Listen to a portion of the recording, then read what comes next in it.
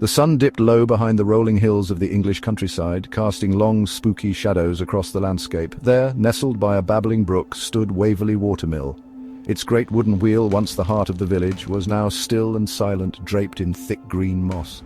A thick mist began to rise from the damp ground, swirling around the mill's stone walls like a ghostly cloak. It looked as if the building was holding its breath, waiting for night to fall. The air grew cold, carrying the earthy scent of wet stone and decaying leaves, a smell that seemed to belong to another time entirely.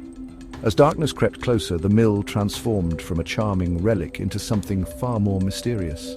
The windows, dark and empty, looked like hollow eyes staring out into the gloom. Every creak of a branch and every rustle of leaves in the wind sounded like a footstep. You couldn't help but feel you were being watched. The gentle rush of the stream beside the mill was the only constant sound, a lonely whisper in the quiet twilight. This place felt caught between the world of the living and a forgotten past, its secrets locked tightly within its ancient stones. This is a place where legends are born, and Waverley Mill has a particularly sad one. It is the story of Charlotte, the miller's wife. They say she vanished without a trace one foggy autumn evening over a century ago. One moment she was there, her laughter echoing with the gentle groan of the millstones, and the next, she was gone. The villagers searched for days, calling her name through the dense fog that choked the valley, but they found nothing. It was as if she had simply dissolved into the air, leaving behind only questions and a heartbroken husband. The story of Charlotte has been passed down through generations, becoming a local ghost tale told around crackling fires on cold nights. Some say she simply lost her way in the thick, disorienting fog and fell into the fast-flowing stream, her body washed away forever. Others, however, whisper of something darker. They believe her spirit is still here, tied to the mill she loved so dearly. They claim that on misty nights just like this one, you can still feel her presence, a faint, sorrowful echo from the past, forever searching for something she lost. Stepping inside Waverley Mill is like stepping back in time. The air is heavy with the scent of old wood, stone dust, and something else, something faintly floral, like dried lavender. Sunlight struggles to pierce the grimy windows, casting weak beams that illuminate swirling dust motes. In the main chamber, the great millstones sit idle, silent giants sleeping under a thick blanket of dust. An old, forgotten lantern hangs from a wooden beam, its glass clouded with age. It's a place frozen in time, filled with the ghosts of hard work and daily life from a bygone era. As I ventured deeper, a sudden, inexplicable chill swept through the room. The temperature dropped so noticeably that I could see my own breath misting in the air, even though it wasn't a cold day. The lantern hanging from the beam flickered once, twice, as if an unseen hand had just lit it before it went dark again. A soft sound, like the rustle of a silken dress, seemed to come from the shadows in the corner. I stood perfectly still, my heart thumping in my chest. Was it just the wind? Or was it the first sign that I was not truly alone in this place? On a dusty table I found a collection of old photographs in tarnished silver frames. One showed a smiling couple standing proudly in front of the mill. The man was the miller, his face kind and weathered. Beside him stood Charlotte, her eyes bright and full of life. Looking at her happy face made the story of her disappearance feel all the more tragic. She looked so full of dreams, so rooted in this place. How could someone so vibrant simply vanish? The silence in the mill felt heavier now, filled with the weight of her lost future. The strange occurrences continued. A door upstairs creaked open on its own, revealing a dark, empty room. Then came a faint, rhythmic sound from the floor above, a soft, repetitive thudding, almost like a lullaby. Each sound, each cold spot, each flicker of light felt like a piece of a puzzle. It was as if the mill itself was trying to communicate, sharing its long-held secrets through whispers in the walls and ghostly echoes. The mystery of Charlotte was no longer just a story, it was a living, breathing presence all around me. Curiosity and a touch of fear drove me to the local archives. I wanted to see if history held any clues to Charlotte's fate. There, tucked away in a brittle, yellowed file, I found it, an old newspaper from the week she disappeared. The headline read, "Miller's Wife Vanishes in Autumn Fog."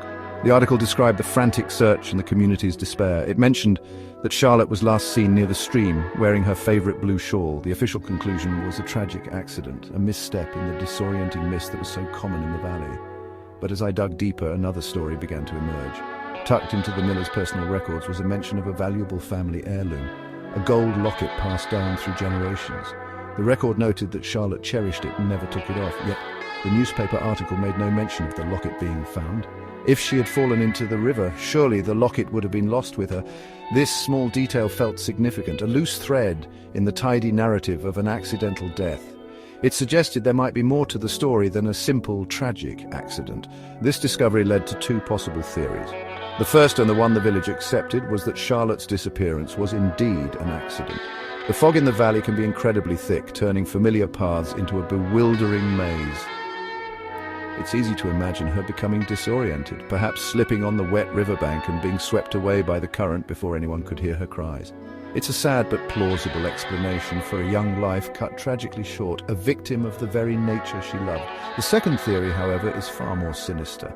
What if her disappearance wasn't an accident at all? The missing locket hints at the possibility of foul play. Perhaps someone knew of the valuable heirloom and saw an opportunity. In this version of events, the dense fog was not the cause of the tragedy, but a cover for a terrible crime. This theory transforms the story from one of sad misfortune into a chilling tale of betrayal and secrets hidden within the very walls of Waverley Mill. The mystery deepened, caught between a simple accident and a dark, hidden truth.